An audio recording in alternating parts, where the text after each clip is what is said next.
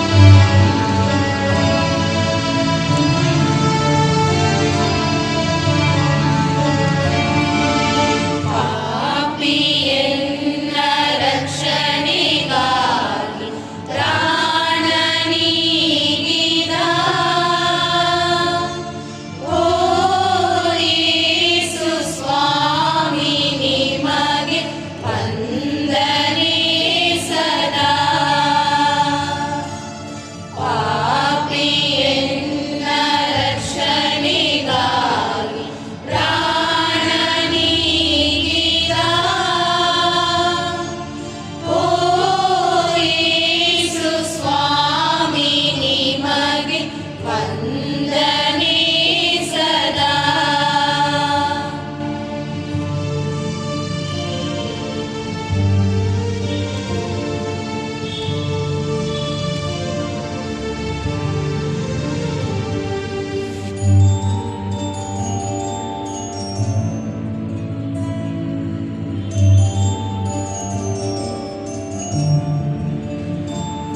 ಶಿಲುಬೆ ಮರದ ಮೇಲೆ ತೂಗಿ ಮೃತ್ಯುವಾಗ್ಬಿದ.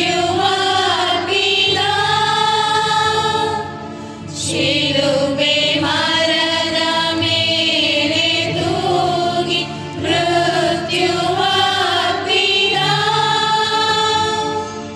ಪರಮ ತ್ಯಾಗಿ ಯೇಸು ನಿಮಗೆ ಮಹಿಮೆ ಸದಾ.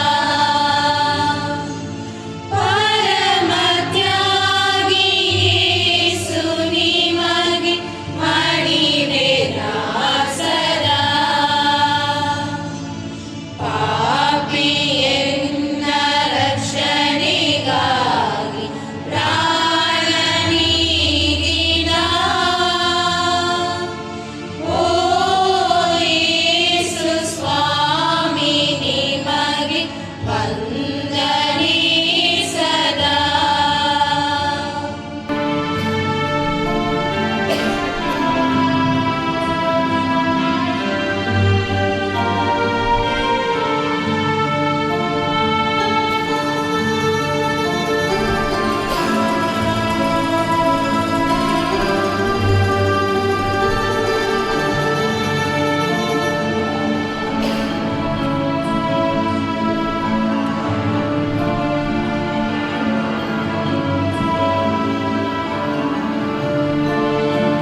ಮೂರು ತಾಸು ಶಿಲುಬೆ ಮೇಲೆ ತೂಗಿ ನಿಂತಿರಿ.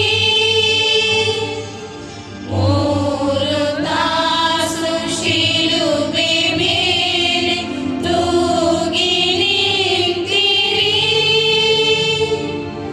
ಮರಣ ಶೈಲಿಯೊಳ್ ನೀವು ವಿಪುಲ ಪಾಡು ಪಟ್ಟಿರಿ. ಮರಣ ಶೈಲಿಯೊಳ್ ನೀವು ವಿಪುಲ ಪಾಡು ಪಟ್ಟಿರಿ. ಪಾಪಿಯನ್ನ ರಕ್ಷಣೆಗಾಗಿ ಪ್ರಾಣ ನೀಡಿದ. ಓ ಯೇಸು ಸ್ವಾಮಿ ನಿಮಗೆ ವಂದನೆ ಸದಾ. ವಂದನೆ ಸದಾ. ಪ್ರಿಯ ಸಹೋದರ ಸಹೋದರಿಯರೇ, ನಿಮಗೆಲ್ಲರಿಗೂ ಪವಿತ್ರ ಶುಕ್ರವಾರದ ಮನನಪೂರ್ಣ ವಂದನೆಗಳು. ಇಂದು ನಾವು ಮೌನದಲ್ಲಿ, ಆಳವಾದ ಭಕ್ತಿಯಲ್ಲಿ ಹಾಗೂ ಕೃತಜ್ಞತೆಯಲ್ಲಿ ಒಂದಾಗಿದ್ದೇವೆ. ಇದು ಕೇವಲ ದುಃಖದ ದಿನವಲ್ಲ, ಇದು ಪ್ರೀತಿಯ ಅತಿ ಉನ್ನತ ವ್ಯಕ್ತೀಕರಣವನ್ನು ಕಂಡ ದಿನ. ಇಂದು ದೇವರು ಮನುಷ್ಯನಿಗಾಗಿ ತನ್ನನ್ನೇ ಅರ್ಪಿಸಿದ ದಿನ.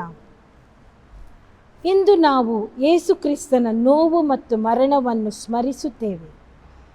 ಈ ಮರಣವು ಸೋಲಿನ ಅಂತ್ಯವಲ್ಲ, ಆದರೆ ಪ್ರೀತಿಯ ವಿಜಯದ ಪ್ರಾರಂಭ. ಈಗ ನಾವು ಪವಿತ್ರ ಶುಕ್ರವಾರದ ಅರ್ಥ ಮತ್ತು ಮಹತ್ವವನ್ನು ತಿಳಿದುಕೊಳ್ಳೋಣ. ಪ್ರಿಯರೇ, ಪವಿತ್ರ ಶುಕ್ರವಾರವನ್ನು ನಾವು ಯಾಕೆ ಶುಭ ಶುಕ್ರವಾರ ಅಥವಾ ಗುಡ್ ಫ್ರೈಡೇ ಎಂದು ಕರೆಯುತ್ತೇವೆ? ಯಾಕೆಂದರೆ ಇದು ನೋವು, ತ್ಯಾಗ ಮತ್ತು ಮರಣದ ದಿನ. ಆದರೆ ನಿಜವಾಗಿ ಇದು ದೇವರ ಪ್ರೀತಿಯ ಮಹಾಪ್ರಕಟಣೆಯ ದಿನ. ಇದು ದೇವರ ಪ್ರೀತಿಯ ಆಳವನ್ನು ತೋರಿಸುತ್ತದೆ. ಯೇಸು ನಮ್ಮ ಪಾಪಗಳಿಗಾಗಿ ತನ್ನನ್ನೇ ಅರ್ಪಿಸಿದರು. ಮನುಷ್ಯ ಮತ್ತು ದೇವರ ನಡುವೆ ತುಂಡಾದ ಸಂಬಂಧವನ್ನು ಮತ್ತೆ ಜೋಡಿಸಿದ ಪವಿತ್ರ ದಿನ ಶುಭ ಶುಕ್ರವಾರ. ಈ ದಿನದ ಮಹತ್ವ: ಶಿಲುಬೆ ಅವಮಾನದ ಸಂಕೇತದಿಂದ ರಕ್ಷಣೆಯ ಸಂಕೇತವಾಯಿತು. ಮರಣ ಅಂತ್ಯವಲ್ಲ, ಹೊಸ ಜೀವನದ ದ್ವಾರವಾಯಿತು. ತ್ಯಾಗ ನಮಗೆ ಕ್ಷಮೆ, ಸಮಾಧಾನ ಮತ್ತು ಭರವಸೆಯನ್ನು ತಂದಿತು. ಪವಿತ್ರ ಶುಕ್ರವಾರ ನಮಗೆ ಏನು ಹೇಳುತ್ತದೆ? ಪ್ರೀತಿ ತ್ಯಾಗವಿಲ್ಲದೆ ಸಂಪೂರ್ಣವಾಗುವುದಿಲ್ಲ. ಕ್ಷಮೆ ನೋವಿನಲ್ಲೇ ಪ್ರಾರಂಭವಾಗುತ್ತದೆ. ಶಿಲುಬೆಯ ಮೂಲಕವೇ ಪುನರುತ್ಥಾನದ ಮಹಿಮೆ ಬರುತ್ತದೆ. ಪ್ರಿಯ ಸಹೋದರ ಸಹೋದರಿಯರೇ, ಈ ದಿನ ನಮಗೆ ಕೇವಲ ಯೇಸುವಿನ ನೋವನ್ನು ನೆನಪಿಸುವುದಲ್ಲ, ಅದು ನಮ್ಮ ಜೀವನವನ್ನು ಪ್ರಶ್ನಿಸುತ್ತದೆ. ನಾವು ಪ್ರೀತಿಯನ್ನು ಆರಿಸುತ್ತೇವೆ? ನಾವು ಕ್ಷಮಿಸಲು ಸಿದ್ಧರಾಗಿದ್ದೇವೆಯೇ? ನಾವು ತ್ಯಾಗದ ಮಾರ್ಗದಲ್ಲಿ ನಡೆಯಲು ತಯಾರಾಗಿದ್ದೇವೆಯೇ? ಪವಿತ್ರ ಶುಕ್ರವಾರದ ಸಂದೇಶ ಸ್ಪಷ್ಟವಾಗಿದೆ. ಸೋಲು ಎನ್ನುವುದು ಅಂತ್ಯವಲ್ಲ, ದೇವರ ಕೈಯಲ್ಲಿ ಅದು ಜಯವಾಗಿರುತ್ತದೆ. ಪವಿತ್ರ ಶುಕ್ರವಾರವು ಒಂಟಿ ಘಟನೆ ಅಲ್ಲ, ಇದು ಉಪವಾಸದ 40 ದಿನಗಳ ಆತ್ಮೀಯ ಪಯಣದ ಶಿಖರ. ಪ್ರಾರ್ಥನೆ, ಉಪವಾಸ, ದಾನ ಧರ್ಮ. ಈ ಕಾಲದಲ್ಲಿ ನಾವು ಪಶ್ಚಾತ್ತಾಪದ ಮೂಲಕ, ಸ್ವಯಂ ತ್ಯಾಗದ ಮೂಲಕ, ದಯೆಯ ಕೃತ್ಯಗಳ ಮೂಲಕ ನಮ್ಮನ್ನು ಸಿದ್ಧಪಡಿಸಿಕೊಳ್ಳುತ್ತೇವೆ. ವಿಶೇಷವಾಗಿ ಶಿಲುಬೆಯ ಮಾರ್ಗ, the way of the cross. ಈ ಭಕ್ತಿಯಲ್ಲಿ ನಾವು ಯೇಸುವಿನ ಜೊತೆ ನಡೆಯುತ್ತೇವೆ. ಪ್ರತಿ ಹಂತದಲ್ಲಿಯೂ ಅವರ ನೋವನ್ನು ನೆನಪಿಸಿದವಷ್ಟೇ ಅಲ್ಲ, ಅದರೊಳಗೆ ನಮ್ಮ ಹೃದಯಗಳನ್ನು ಸೇರಿಸುತ್ತೇವೆ. ಇದು ನಮಗೆ ಕಲಿಸುತ್ತದೆ ಸಂಕಷ್ಟದಲ್ಲಿ ಸಹನೆ, ಪರೀಕ್ಷೆಗಳಲ್ಲಿ ಧೈರ್ಯ, ತ್ಯಾಗದಲ್ಲಿ ಪ್ರೀತಿ ಮತ್ತು ನಮ್ಮ ಸುತ್ತಲಿನ ನೋವಿನಲ್ಲಿರುವವರ ಜೊತೆಗೆ ಕ್ರಿಸ್ತರನ್ನು ಗುರುತಿಸಲು. ಈ ಭಕ್ತಿಯ ಮೂಲಕ ನಾವು ಆತ್ಮೀಯರಾಗಿ ನವೀಕರಿಸಲ್ಪಟ್ಟು ಕ್ರಿಸ್ತರಿಗೆ ಹತ್ತಿರವಾಗುತ್ತೇವೆ. ಈ ಪಯಣವು ನಮಗೆ ಒಂದು ಮಹತ್ವದ ಸತ್ಯವನ್ನು ತಿಳಿಸುತ್ತದೆ. ಪವಿತ್ರ ಶುಕ್ರವಾರ ಇಲ್ಲದೆ ಈಸ್ಟರ್ ಇಲ್ಲ, ಶಿಲುಬೆ ಇಲ್ಲದೆ ಪುನರುತ್ಥಾನ ಇಲ್ಲ, ತ್ಯಾಗ ಇಲ್ಲದೆ ಹೊಸ ಜೀವನ ಇಲ್ಲ. ಸ್ವಲ್ಪ ಕ್ಷಣ ಯೇಸುವಿನ ಜೀವನವನ್ನು ನೆನಪಿಸಿಕೊಳ್ಳೋಣ. ಅವರು ತಂದೆಯ ಚಿತ್ತವನ್ನು ನೆರವೇರಿಸಲು ಬಂದವರು. ಅವರು ಪ್ರೀತಿಯ ಹೆಜ್ಜೆ ಗುರುತುಗಳನ್ನು ಬಿಟ್ಟವರು. ಅವರು ಸ್ಪರ್ಶಿಸಿದ ಪ್ರತಿಯೊಂದು ಹೃದಯವು ಬದಲಾಯಿತು. ಅವರು ಕಂಡ ಪ್ರತಿಯೊಂದು ನೋವಿಗೂ ಉತ್ತರವಾದರು. ಆದರೆ ಪ್ರೀತಿಯ ಧ್ವನಿ ಬಹುಸಾರಿ ಲೋಕಕ್ಕೆ ಅಸಹ್ಯವೆನಿಸುತ್ತದೆ. ನ್ಯಾಯದ ಧ್ವನಿ ಅನ್ಯಾಯದ ವ್ಯವಸ್ಥೆಗಳಿಗೆ ಬೆದರಿಕೆ ಹಾಕುತ್ತದೆ. ಹಾಗಾಗಿ ಯೇಸು ತಳ್ಳಿ ಹಾಕಲ್ಪಟ್ಟರು. ಅವರು ಒಂಟಿಯಾದರು, ಅವರ ಸ್ನೇಹಿತರು ದೂರವಾದರು. ಆದರೂ ಯೇಸುವಿನ ಪ್ರತಿಕ್ರಿಯೆ ಏನು? ದ್ವೇಷಕ್ಕೆ ದ್ವೇಷವಲ್ಲ, ನಿಂದೆಗೆ ನಿಂದೆಯಲ್ಲ. ಅವರು ಮೌನದ ಮೂಲಕ, ಪ್ರೀತಿಯ ಮೂಲಕ, ಕ್ಷಮೆಯ ಮೂಲಕ ಪ್ರತಿಕ್ರಿಯಿಸಿದರು. ಇದು ನಮಗೆ ಮಹತ್ವದ ಪಾಠ. ನಿಜವಾದ ಶಕ್ತಿ ದೊಡ್ಡ ಶಬ್ದದಲ್ಲಿ ಇಲ್ಲ, ಅದು ಮೌನದಲ್ಲಿ ಇರುವ ಪ್ರೀತಿಯಲ್ಲಿ ಇದೆ.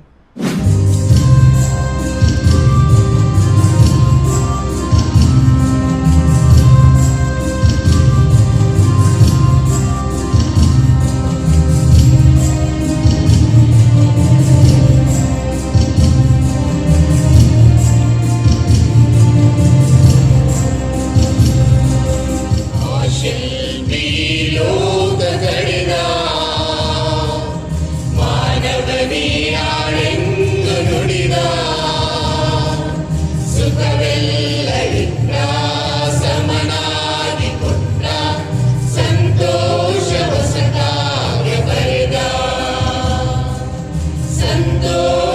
ಹೊಸ ಕಾವ್ಯ ಬರೆದ. ಇದು ಎಲ್ಲ ನನದೆಂದು ನುಡಿದ.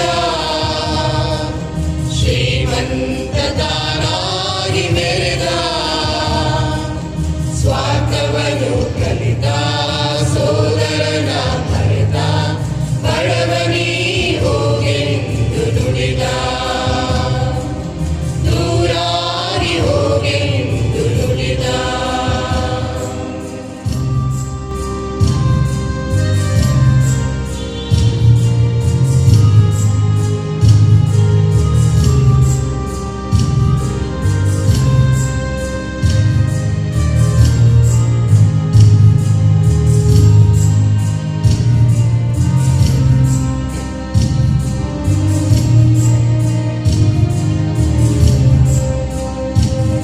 ಬಡವ ಬಲಿಯಾದನು.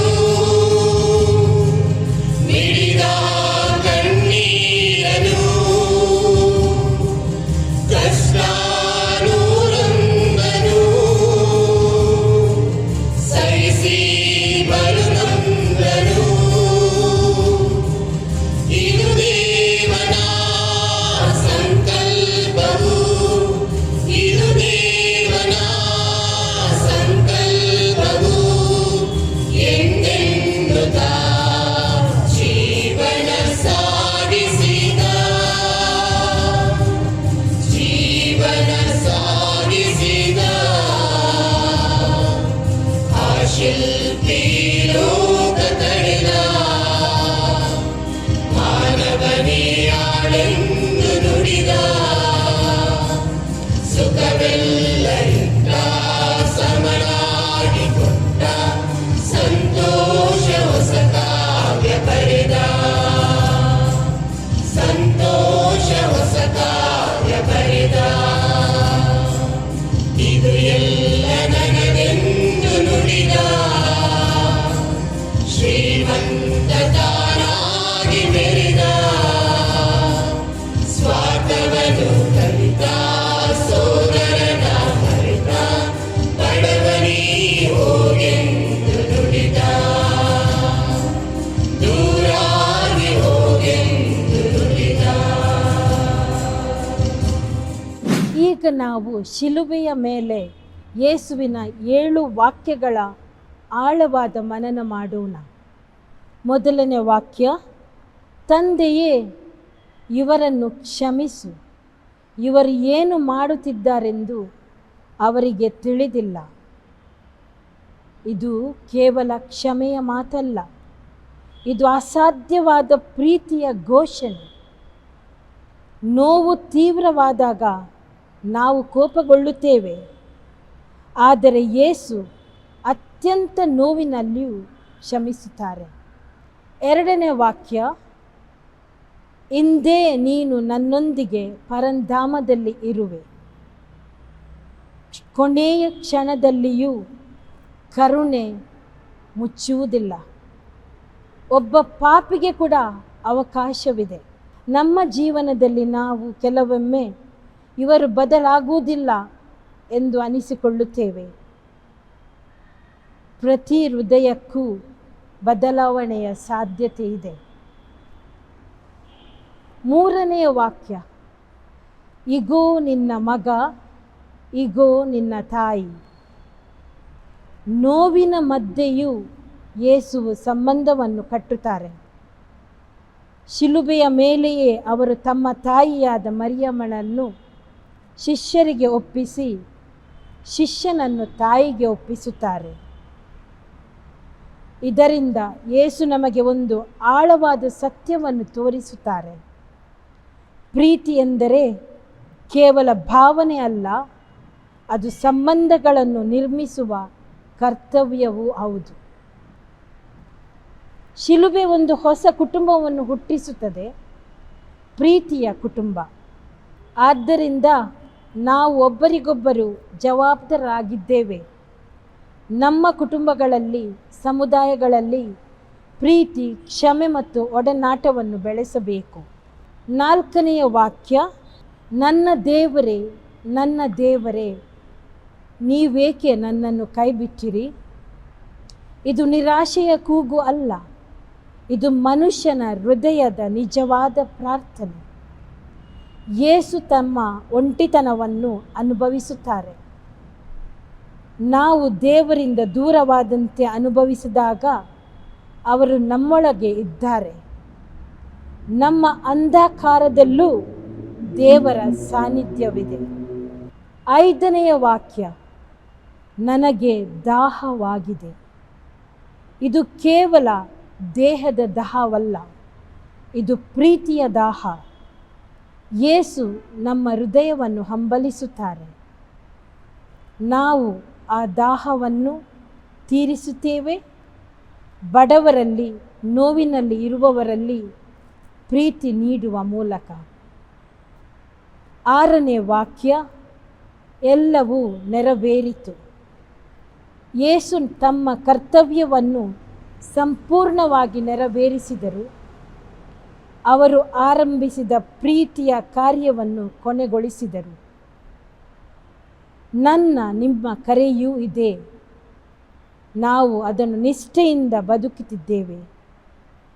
ಜೀವನದ ಅರ್ಥ ನಮ್ಮ ಕರೆಯನ್ನು ಪ್ರೀತಿಯಿಂದ ಪೂರ್ಣಗೊಳಿಸುವುದರಲ್ಲಿ ಇದೆ.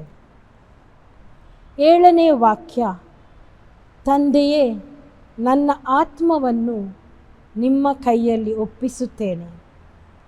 ಇದೊಂದು ಸಂಪೂರ್ಣ ಸಮರ್ಪಣೆ, ನಂಬಿಕೆಯ ಪರಾಕಾಷ್ಠೆ.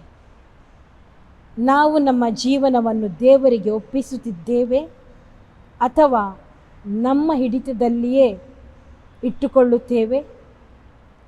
ನಿಜವಾದ ಶಾಂತಿಯು ಒಪ್ಪಿಸುವ ಹೃದಯದಲ್ಲಿ ಇದೆ. A total surrender. ಪ್ರಿಯರೇ, ಶಿಲುಬೆಯ ಮೇಲೆ ಯೇಸು ಕೇವಲ ನೋವು ಅನುಭವಿಸಲಿಲ್ಲ. ಅವರು ಪ್ರೀತಿಯನ್ನು ಆರಿಸಿದರು, ಅವರು ಕ್ಷಮೆಯನ್ನು ಆರಿಸಿದರು, ಅವರು ದೇವರ ಚಿತ್ತವನ್ನು ಆರಿಸಿದರು. ಇಂದು ನಮ್ಮ ಲೋಕದಲ್ಲಿ ಯುದ್ಧಗಳು, ಅನ್ಯಾಯ, ಅಸಮಾನತೆ, ಒಂಟಿತನ, ತಿರಸ್ಕಾರ, ನಿರಾಶೆ. ಪ್ರಿಯ ಸಹೋದರ ಸಹೋದರಿಯರೇ, ನಾವು ದೇವರ ಪ್ರೀತಿಯ ನಿಜವಾದ ಸಾಕ್ಷಿಗಳಾಗೋಣ. ಕ್ಷಮಿಸುವ ಹೃದಯ, ಕರುಣೆಯ ಕೈಗಳು, ಸೇವೆಯ ಜೀವನ ನಮ್ಮೊಳಗೆ ರೂಪುಗೊಳ್ಳಲಿ. ಶಿಲುಬೆ ನಮ್ಮ ಜೀವನವಾಗಲಿ. ಯಾಕೆಂದರೆ ಯೇಸು ನಮಗೆ ತೋರಿಸಿದಂತೆ ಇತರರಿಗಾಗಿ ತನ್ನ ಪ್ರಾಣವನ್ನು ಅರ್ಪಿಸುವುದಕ್ಕಿಂತ ದೊಡ್ಡ ಪ್ರೀತಿ ಯಾರಿಗೂ ಇಲ್ಲ. ಪವಿತ್ರ ಶುಕ್ರವಾರದ ಕೃಪೆಯು ನಿಮ್ಮೆಲ್ಲರ ಮೇಲೆ ಇರಲಿ. ಪವಿತ್ರ ಶುಕ್ರವಾರವು ನಮ್ಮನ್ನು ದುಃಖದಲ್ಲೇ ಬಿಟ್ಟು ಹೋಗುವುದಿಲ್ಲ. ಇದು ನಮ್ಮನ್ನು ಭರವಸೆಯಿಂದ ತುಂಬುತ್ತದೆ.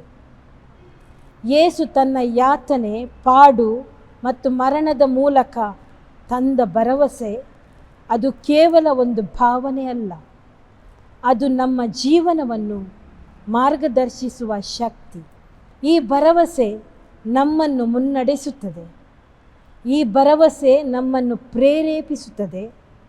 ಮಾತಿಲ್ಲದವರ, ಬಲಹೀನರ ಧ್ವನಿಯಾಗಲು, ಬಡವರ ಜೊತೆಗೆ ನಿಲ್ಲಲು ಹಾಗೂ ಯಾತನೆ ಪಡುವವರ ಜೊತೆ ನಿಲ್ಲಲು. ಇದೇ ಪವಿತ್ರ ಶುಕ್ರವಾರದ ಕೃಪೆ, ಇದೇ ಈಸ್ಟರಿನ ಭರವಸೆ. ಇಂದು ನಮ್ಮ ಲೋಕವು ದ್ವೇಷ, ಹಿಂಸೆ ಮತ್ತು ಅಂಧಕಾರದಲ್ಲಿದ್ದರೂ ನಾವು ನಿರಾಶೆಯಾಗಬಾರದು. ಶಿಲುಬೆಯ ಬೆಳಕಿನಲ್ಲಿ ನಾವು ಭವಿಷ್ಯವನ್ನು ನೋಡುವವರಾಗಿರಬೇಕು. ಆದ್ದರಿಂದ ನಾವು ಸಂತೋಷ ಮತ್ತು ಶಾಂತಿಯೊಂದಿಗೆ ಈಸ್ಟರ್ ಹಬ್ಬವನ್ನು ಆಚರಿಸಲು ಸಿದ್ಧರಾಗೋಣ. ಯಾಕೆಂದರೆ ಆ ಸಂತೋಷ ಮತ್ತು ಶಾಂತಿ ಪವಿತ್ರ ಶುಕ್ರವಾರದ ಯಾತನೆ, ಪಾಡು ಮತ್ತು ಮರಣದ ಮೂಲಕವೇ ಸಾಧ್ಯವಾಯಿತು. ಯೇಸು ಜೀವಿಸುತ್ತಾರೆ. ಅವರು ಸದಾಕಾಲ ಜೀವಿಸುವವರು. ಅವರು ನಮ್ಮ ಭರವಸೆ, ಅವರು ನಮ್ಮ ಸಂತೋಷ, ಅವರು ನಮ್ಮ ಶಾಂತಿ. ನಾವು ಎಲ್ಲರೂ ಭರವಸೆಯಿಂದ ತುಂಬಿ ಸಂತೋಷದಿಂದ ಈಸ್ಟರ್ ಹಬ್ಬವನ್ನು ಆಚರಿಸಲು ನಮ್ಮನ್ನೇ ತಯಾರುಗೊಳಿಸೋಣ ಮತ್ತು ಈ ಭರವಸೆಯ ಸಂದೇಶವನ್ನು ಬೇರೆಯವರಿಗೆ ಹಂಚೋಣ. ನಿಮಗೆಲ್ಲರಿಗೂ ಭರವಸೆಯಿಂದ ತುಂಬಿದ ಸಂತೋಷಪೂರ್ಣ ಈಸ್ಟರ್ ಹಬ್ಬದ ಹಾರ್ದಿಕ ಶುಭಾಶಯಗಳು.